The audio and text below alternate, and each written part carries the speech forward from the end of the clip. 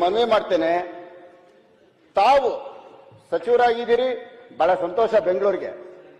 ಬೆಂಗಳೂರಿನ ಶಾಸಕರದ ಒಂದು ಸಭೆ ಕರೆದು 3 ವರ್ಷ ಆಗ್ತಾ ಬರ್ತಾ ಇದೆ. ಇನ್ನೇನು ಬಜೆಟ್ ಮುಗಿದ್ರೆ 3 ವರ್ಷ ಹೇಳ್ತೀನಿ. ಸಭಾಧ್ಯಕ್ಷರೇ, ಬೆಂಗಳೂರಿಗೆ ಸಂಬಂಧಪಟ್ಟ ಸ್ವಲ್ಪ ಮಾತಾಡಕ್ ಬಿಡಿ.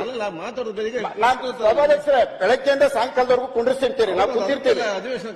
ಬೆಂಗಳೂರು ನಗರದ ಶಾಸಕರಿಗೆ ನಿಮ್ಮ ಸಮಸ್ಯೆಗಳದ್ದು ಒಂದು ಪಟ್ಟಿ ಕೊಡಿ ಅಂತ ಒಂದು ಮಾಡಿ ಸರ್, ಒಂದು ಗಮನ ಕೊಡಿ ಸರ್. ನಮ್ಮ ಕಡೆ, ನನ್ನ ಕ್ಷೇತ್ರದಲ್ಲಿ ಇಂಥ ಬ್ರಿಡ್ಜಸ್, ಅಂಡರ್ ಪಾಸ್ ಎಲ್ಲಾ ನಿಂತಿದೆ.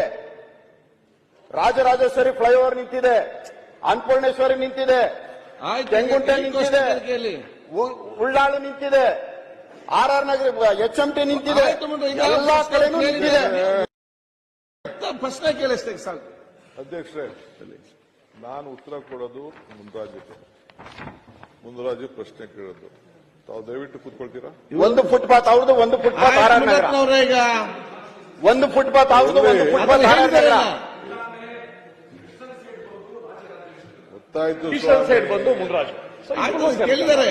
ಎಷ್ಟು ಬೆಂಗಳೂರು ಗೊತ್ತಿದೆಯೋ ನನಗೊಂದು ಕಾಲ್ ಭಾಗ ಗೊತ್ತಿದೆ.